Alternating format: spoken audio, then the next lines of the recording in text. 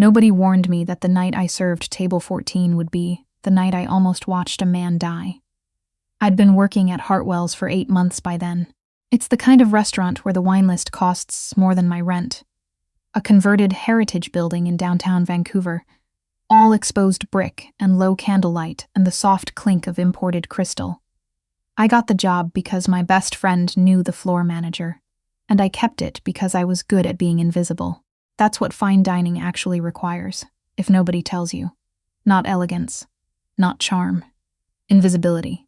I knew how to move through a room without disturbing it, which is why, on that Thursday evening in February, nobody at table 14 paid any attention to me at all. Not when I refilled the water glasses. Not when I brought the charcuterie board. Not when I stood close enough to hear things I absolutely was not supposed to hear. My name is Helena. I'm 26 years old. I work Thursday through Sunday at Hartwell's, and I spend the rest of my week finishing a master's degree in urban planning at UBC. I tell you this so you understand that I am not dramatic. I am not the kind of person who looks for trouble or reads too much into things. I am genuinely the most ordinary person in most rooms I walk into. But I know what a threat sounds like. And I know what fear looks like on a man who has spent his entire life making sure nobody ever sees it. Table 14 was a round table near the east window, the best seat in the house on a clear night, when you could see the lights of the North Shore reflected across the inlet. It had been reserved under the name Whitmore for 2 weeks. We'd been told to give them exceptional service.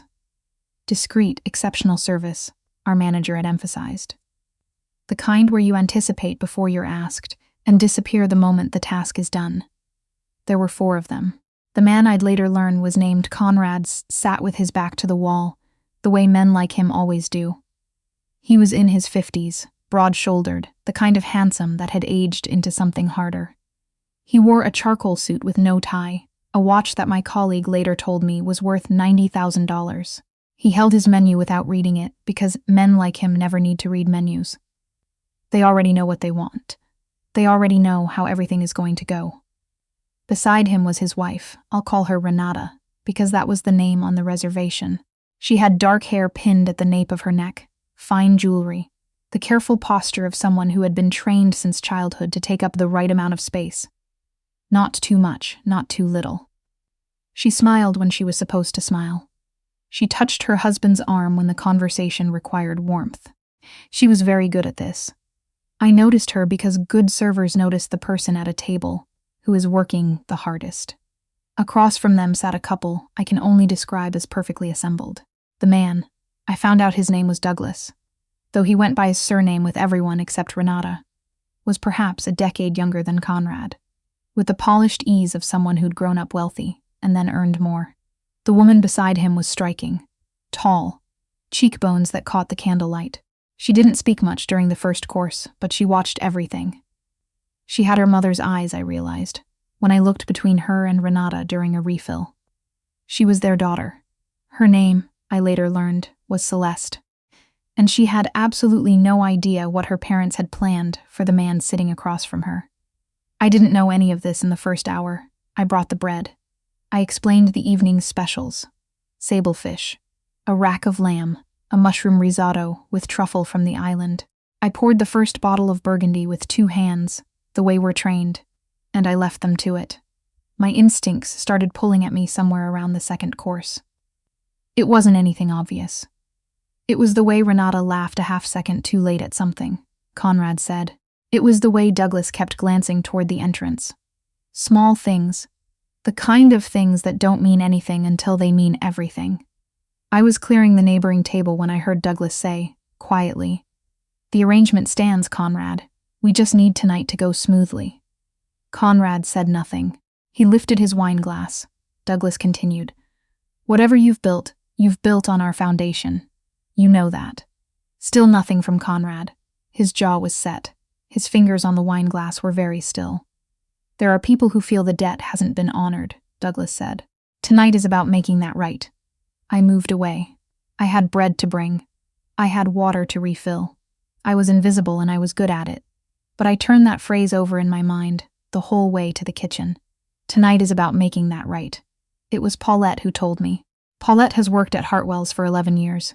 She's 53, from Quebec City originally, and she has a way of knowing things about our regulars that borders on supernatural. She keeps a mental file on every guest who's walked through our doors more than twice. She also keeps actual notes in a small spiral-bound book she carries in her apron pocket, which our manager pretends not to know about. I found her by the service station near the back, checking her book. "Table 14, I said quietly. "The Whitmore reservation. Who are they?" She didn't look up immediately. She ran her finger along a page. "Conrad Whitmore," she said, the same way she might say the salmon is off tonight. "Built his money in private equity and commercial real estate. Started in Calgary, moved the operation to Vancouver maybe 12 years ago. Has his fingers in a lot of quiet things." She closed the book. "The kind of man who makes problems go away. And the couple with them?" She looked at me then. Her expression was unreadable. "That's her parents' sweetheart, the Ashworths. They introduced Conrad to Celeste 7 years ago. A match they arranged very deliberately." She paused. "Why?" "No reason," I said. She studied my face for a moment. "Helena, don't make it your business." "I'm not," I said. But even as I said it, I was already thinking about what tonight is about making that right meant when you knew the man across the table had built his empire on ground that someone else claimed they owned. I went back out to the floor. The third course arrived. Celeste was the only one at the table who seemed to be genuinely eating. She was telling a story about a client meeting she'd had in Toronto. Something about a miscommunication with a contractor, and she laughed at herself in the middle of it, this easy, unself-conscious laugh, and I thought, she doesn't know. She is completely and entirely in the dark. Her husband was watching her, the way you watch something you've decided not to lose. Her parents were watching him the way you watch something you've already decided to let go. I checked on them, refilled the water, moved away. In the kitchen, one of the line cooks mentioned offhandedly that a private car had been parked on the service lane out back for 40 minutes. Black SUV. Engine running. The cook didn't think anything of it. I thought about it for the rest of the evening. There are things you know without being able to explain them. I've tried since to work out exactly when the pieces assembled into something I couldn't ignore, and I think it was the moment I came back to table 14 with the dessert menus and saw that Renata's hands were in her lap, clasped tight, and she wasn't looking at her daughter. She was looking at the entrance, then at the door to the service corridor, then at her husband, not Conrad. Her husband, Douglas. And Douglas gave the smallest nod I've ever seen a person give. My hands went cold. I set the dessert menus down. I smiled. I said, "I'll give you a few minutes." And I walked back toward the service corridor at exactly the pace a server walks, which is the pace of someone who has nowhere urgent to be. Then I stopped in the corridor and stood very still and thought about what to do. You have to understand something about that moment. I had no proof of anything. I had an overheard sentence, a parked car, a nod between two people who were married to each other. These are not things you can bring to anyone. These are not things that hold up in any conversation you try to start with them. And the man at table 14 was not a man I felt sorry for. I knew what Paulette had told me. I knew what makes problems go away meant when you said it about someone in private equity in this city. Conrad Whitmore had not built his life by being a good person, but his wife didn't know. His wife was laughing right now at something her mother was saying. His wife thought she was at a dinner, and that was the thing I couldn't get around. I've thought about it a lot since. What actually made me do it? I think it was Celeste. I think it was the fact that whatever was about to happen, she was going to be left in the wreckage of it. And she'd been set up as the wreckage by the two people who were supposed to make sure she never ended up there. I pulled one of our small notepad pages from my apron. I wrote 4 words. I folded it twice. I went back to the table. I collected the dessert menus. I thanked them. I asked if anyone wanted coffee. And as I reached past Conrad to take his menu, I pressed the folded paper against his palm with 2 fingers, smooth as anything, and kept moving. I didn't look back. I went to the service station. I rearranged things that didn't need rearranging. I kept my breathing even. At table 14, I watched Conrad without watching him. He was still talking. His expression hadn't changed. And then, beneath the table very slowly, his hand moved. A minute passed. He set his wine glass down. Actually, he said, and his voice was perfectly level, I think we should move to a different venue for dessert. I made a reservation at the lounge on Alberni. Celeste, you mentioned you wanted to see the new space. Let's do that. Celeste blinked. Oh, yes, sure if you want. I do.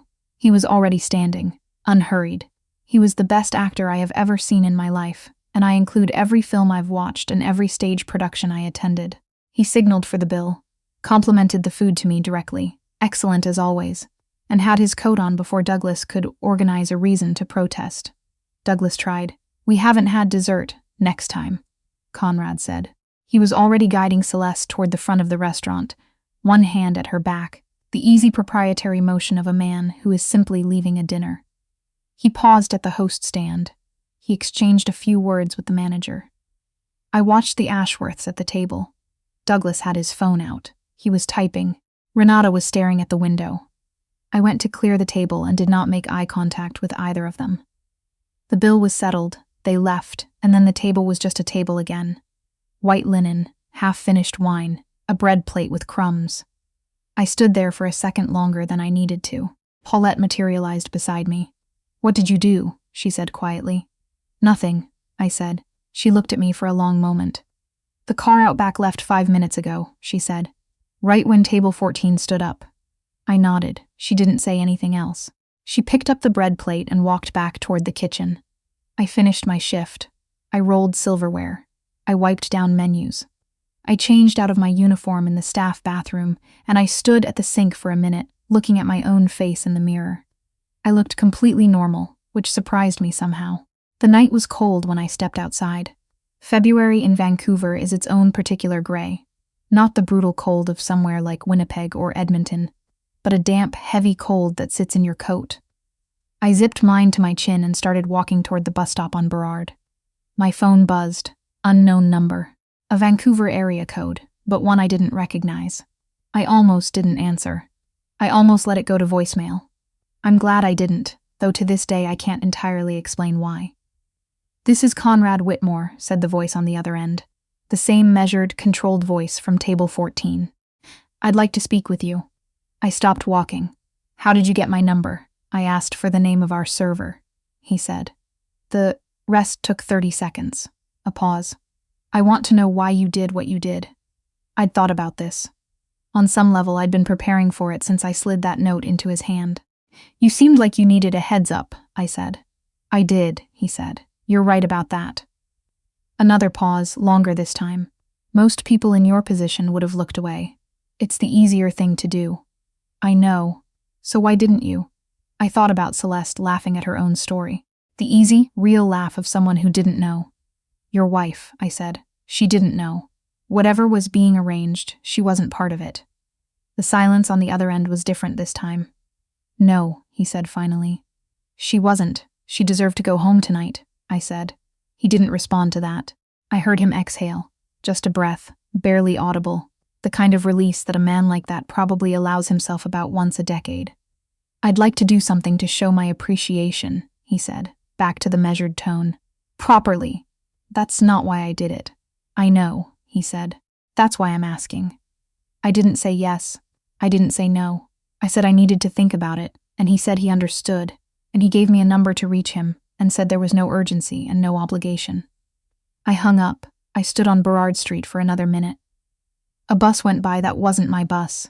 The rain that had been threatening all evening was finally arriving.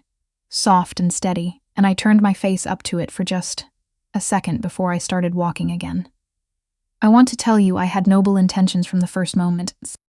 I want to tell you I did what I did, because I am a good person with a clear moral compass. The truth is messier than that. I did it for Celeste, yes. That part was real.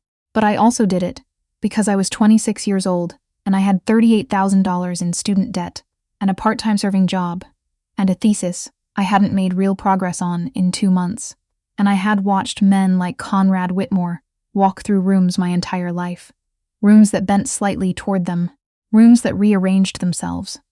And I had walked through those same rooms leaving no impression whatsoever. I did it because something in me wanted to matter in a room like that. Even once. And I did it knowing. On some level, I did not yet fully acknowledge that Conrad Whitmore was not going to forget the woman who handed him his life back over a dessert menu. I know how this sounds. I've thought about how it sounds. I've thought about it in the shower and on the bus, and at 3 a.m. when I can't sleep, which is often. And I've landed, after all of that, on this. You can do the right thing for complicated reasons, and it is still the right thing. Celeste went home that night. Whatever had been waiting in that black SUV on the service lane, and I've made myself not think too hard about what exactly that was. It drove away without the outcome it had come for. Her parents, I learned later in pieces, had been arranging Conrad's exit from a business partnership for longer than any of us had known. It was financial at its core. It always is. They had co-signed his earliest deals, and they had never stopped believing that made them entitled to a portion of everything that came after. When Conrad disagreed, when the lawyers sent letters and the negotiations stalled, they had decided to resolve it another way. What they hadn't counted on was a server who paid too much attention. I called the number Conrad gave me 4 days later. I told myself I was doing it to make sure Celeste was all right. That was mostly true. We met for coffee at a place on West 4th. Somewhere ordinary, his suggestion, which I found interesting. He was in jeans and a dark jacket, no watch, and he looked like a different person than the man at table 14. Not smaller, just less armored. He told me what had been planned that night. He told me more than I expected, and I think he did it, because he's a man who has almost no one he can speak plainly to. And I was a stranger, and strangers are sometimes the only option. He told me Celeste didn't know yet, but she would soon. He was going to tell her. He owed her that. I asked him what she'd said when he steered them out of the restaurant. He smiled. The first time I'd seen him smile, and it was quieter than I expected. She said the lounge on Alberni is overrated. She said we should have stayed for the creme brulee. I laughed, despite myself. She's not easy to rattle, he said. That's real. That's not something I built in her. He looked at his coffee cup. She got that from somewhere else. We sat for another 20 minutes. He asked about my degree, which surprised me. He asked the right questions, which surprised me more. Before we left, he said he wanted to help with tuition. Phrased carefully, not as charity, as something he was choosing to do. And I sat with that offer for a long time before I said yes, and even longer before I stopped second-guessing the saying yes. I'm still not certain I handled any of it correctly. What I know is that I stood in a dining room on a Thursday in February, and I saw a nod pass between two people, and I understood what it meant, and I made a choice. I know that Celeste called me herself, 6 weeks after that dinner, when Conrad had finally told her everything. The conversation was short and strange, and she cried a little, and didn't apologize for it, which made me respect her immediately. She said she'd known something was wrong that night. She'd felt the temperature of the room. But she'd talked herself out of it because you talk yourself out of things when the alternative is too much to hold. You wrote 4 words, she said. What were they? She asked me gently, not accusingly, like it mattered to her to know exactly what had been passed across that table. Leave now. Trust no one. She was quiet for a moment. Then she said, okay. Just that. Like she was filing it somewhere she wouldn't forget. I went back to work the next Thursday. Table 14 had a 40th anniversary couple from West Van, who were sweet and easy, and ordered the lamb and left a 22% tip. I refilled the water glasses. I brought the bread. I moved through the room at exactly the right pace. Invisible, the way I'm trained to be. But something had shifted in how I held myself inside that invisibility. Something small, and mine, and not nothing.